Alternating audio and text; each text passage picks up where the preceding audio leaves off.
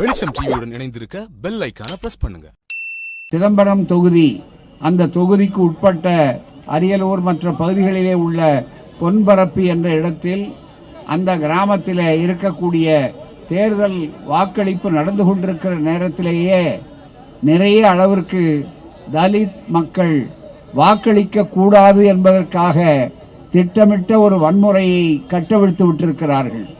வேண்டுமென்றே நண்பர்கள் சொன்னதைப் போல தோழர் திருமாவளவன் அவர்களுடைய சின்னமான தேர்தல் சின்னமான பானையை உடைத்து, அதே போல அங்கே தேர்தல் வாக்களிப்புக்கு பிறகு வருவதற்காக பிற்பகலிலே வர இருக்கக்கூடிய அந்த அருமை சகோதரர்களை, ஒடுக்கப்பட்ட சமுதாயத்து சகோதரர்களை எப்படியும் மிரட்டி வாக்களிக்காமல் செய்ய வேண்டும் என்ற அந்த உணர்வோடு எதிரே இருக்கக்கூடியவர்கள் நடந்திருக்கிறார்கள் என்பதை இங்கே ஆதாரபூர்வமாக சில செய்திகளை வெளியிட்டு விளக்கமாக இந்த ஆர்ப்பாட்டம் ஏன் என்பதை செய்தியாளர்கள் மற்றவர்கள் புரிந்து கொள்வதற்காக இதை செய்திருக்கிறார்கள்.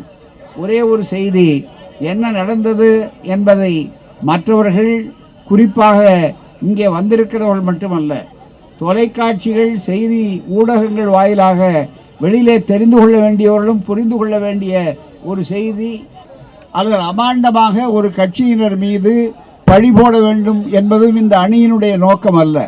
அமைதியாக தேர்தல் நடந்து மக்கள் யாருக்கு வாக்களிக்கிறார்களோ அவர்கள் வெற்றி பெற வேண்டும் என்பதை அறிவிக்க வேண்டிய கடமை, நடுநிலை கடமை தேர்தல் ஆணையத்திற்கு உண்டு. ஆனால் அந்த அரியலூருக்கு உட்பட்ட இடத்திலே ஏற்கனவே செய்திகள் திருமாவளவன் அவர்கள்தான் சிதம்பரம் தொகுதியில் வெற்றி பெறப் போகிறார் என்பது உறுதியாக்கப்பட்ட ஒரு உண்மை.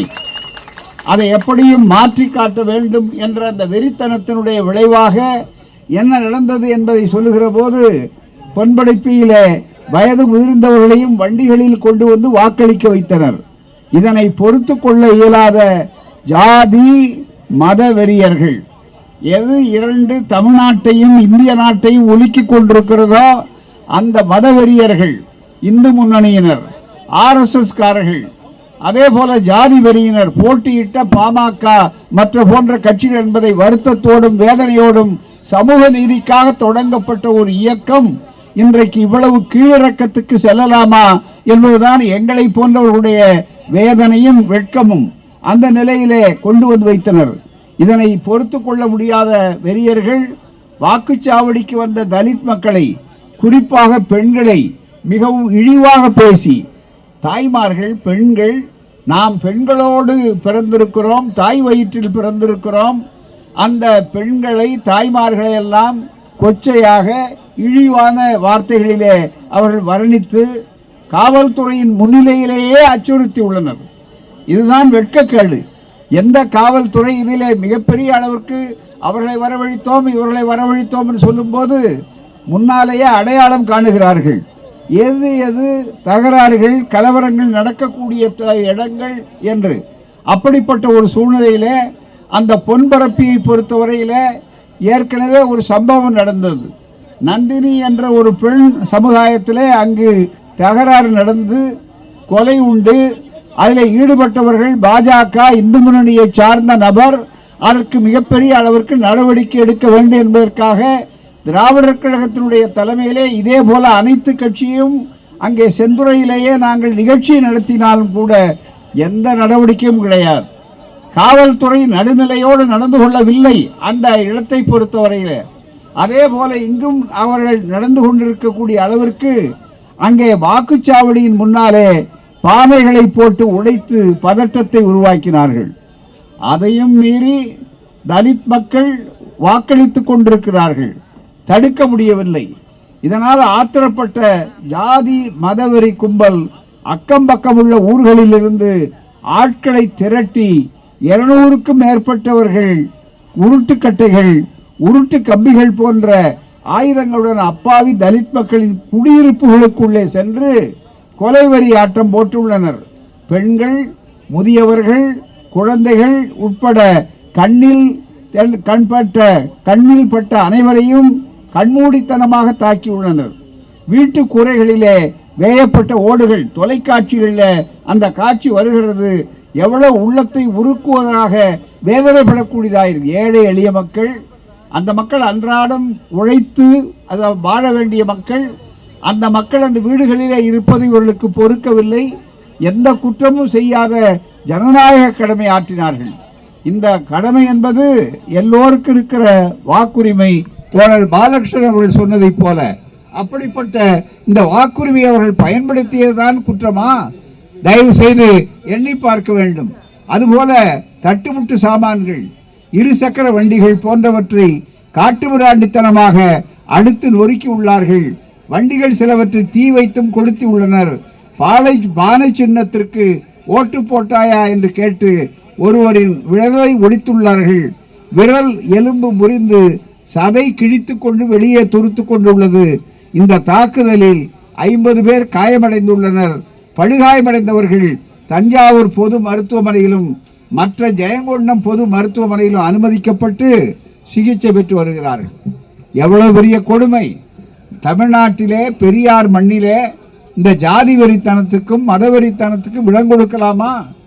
5 ஆண்டுகள் வரையில நாம் செய்கிற ஜாதி ஒழிப்பு பிரச்சாரம், மதவெறி எதிர்ப்பு பிரச்சாரம், இவைகளெல்லாம் இந்த 5 நாட்களிலே இவர்களுடைய வன்முறையினாலே கேள்விக்கு உட்படுத்தப்படுகிறது, கொச்சைப்படுத்தப்படுகிறது, அழிக்கப்படுகிறது சொன்னால் இதை விட வேதனையான சூழ்நிலை ஒன்று உண்டா? தயவு செய்து எண்ணி பார்க்க வேண்டும். அதோடு நண்பர்களே, காவல்துறை இவர்களுக்கு ஏவல் துறையாக பயன்படுவதா? நடுநிலையில் இருக்க வேண்டிய தேர்தல் ஆணையம் தங்களுடைய நடுநிலையை காப்பாற்ற வேண்டாமா? எனவேதான் அந்த குற்றவாளிகளை தயவு தாட்சண்யம் இல்லாமல் அடையாளம் காண வேண்டும், யாராக இருந்தாலும். அது மட்டுமல்ல, நீங்கள் என்னதான் தடுத்தாலும் திருமாவின் வெற்றி என்பது உறுதியாக்கப்பட்டது. அதை நீங்கள் அவ்வளவு சுலபமாக பறித்துவிட முடியாது. இங்கே மட்டுமல்ல நண்பர்களே, இதை தொடர்ந்து நடத்தினார்கள்.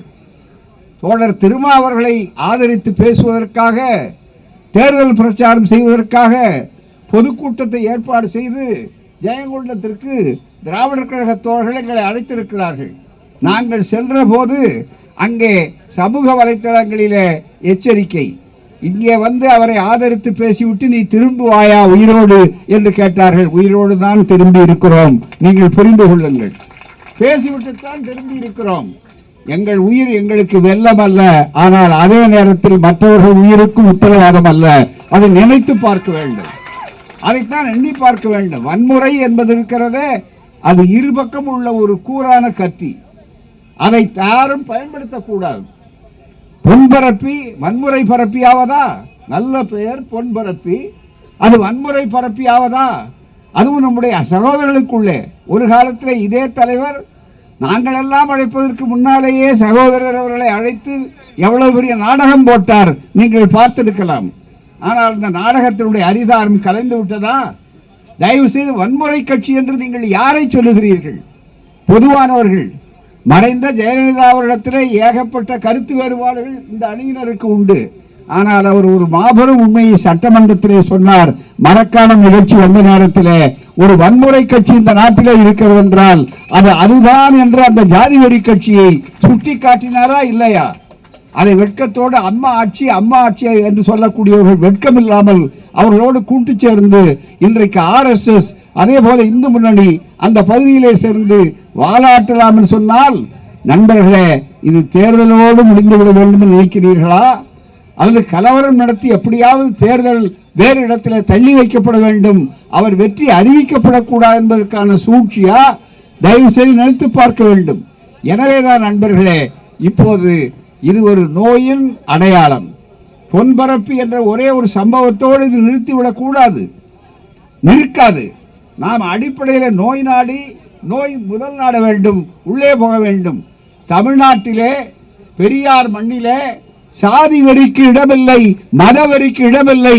சாதியை தீண்டாமையை வேரோடும் வேரடி மண்ணோடும் களைவோம் என்பதற்கான இயக்கத்தை திராவிடர் கழகம் இந்த தேர்தல் முடிவு வந்தவுடனே ஒரு மாபெரும் இயக்கமாக, நாடு தழுவிய இயக்கமாக இந்த கூட்டணியிலே யார் யார் வருகிறார்களோ அவர்கள் அத்தனை பேரையும் செய்வதற்கான இயக்கமாக நாங்கள் நடத்த இருக்கிறோம். மதவெறியை மாய்த்து மனித நேயத்தை காப்பாற்ற வேண்டும் என்பது இந்த ஒரே ஒரு சம்பவத்தினால் மட்டுமல்ல. ஆகவேதான் இந்த சம்பவமே அதற்கு அடித்தளமாக அமைந்தால், பொறியாக அமைந்தால், ஒரு ஆரம்ப கட்டமாக அமைந்தால் அதை நாங்கள் வரவேற்கிறோம். எங்களை தூண்டிவிட்டு ஜாதி ஒழிப்புக்கு மேலும் தீவிரமாக செய்.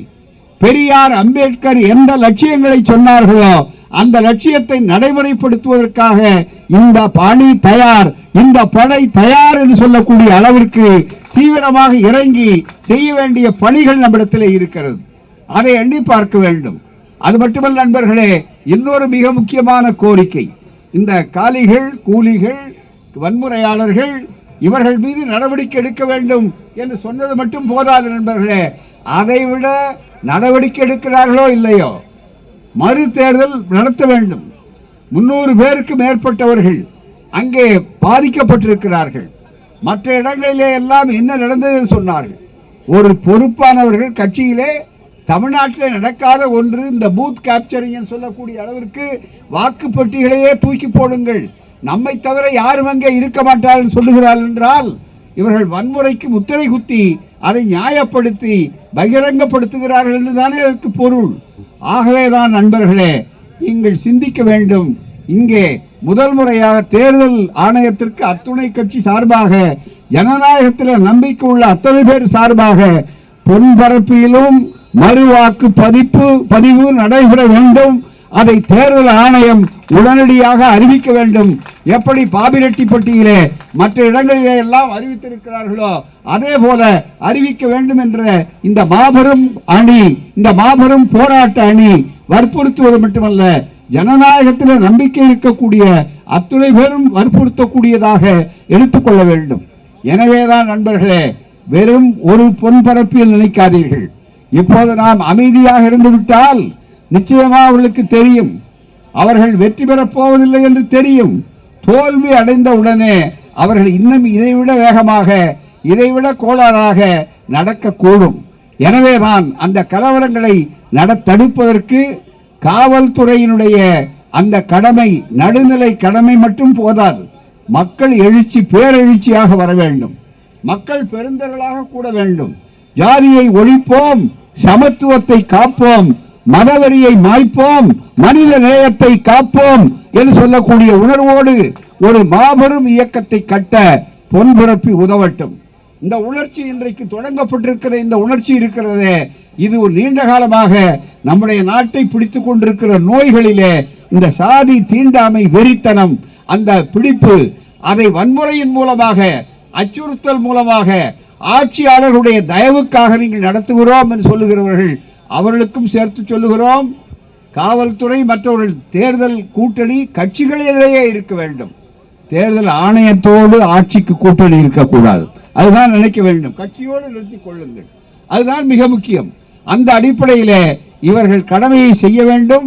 அந்த கடமையை செய்ய தவறினால் மக்களுடைய எழுச்சி, எதிர்ப்பு என்பதையும் அவர்கள் கண்காணிக்க வேண்டும், சந்திக்க வேண்டிய அவசியம் ஏற்படும். அதிகாரிகளே, இன்னும் ஒரு சில வாரங்கள் தான். தெளிவாக யார் தூக்கத்தை இழந்திருக்கிறார்கள் என்று பிரதமர் மோடிக்கு தெரியும், மிக தெளிவாக.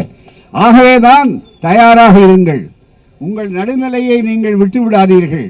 உள்ளே போன ஒரு அதிகாரி சொன்னார்களே மதுரையிலே என்ன நடந்தது என்று, அதுபோல பல இடங்களிலே தோழர்கள் விழிப்பாக இருப்பார்கள் என்றாலும் நிச்சயமாக ஆட்சிகள் மாறப்போகின்றன, காட்சிகள் மாறப்போகின்றன, வீழ்ச்சிகள் வர இருக்கின்றன. எனவே அதிகாரிகளே, எச்சரிக்கையாக நடந்து கொள்ளுங்கள். எச்சரிக்கையாக என்றால் ஒரு சார்பாக நடந்து கொள்ளுங்கள் என்று கூட கேட்க மாட்டோம். நடுநிலையோடு சட்டக்கடமை ஏற்றுங்கள்.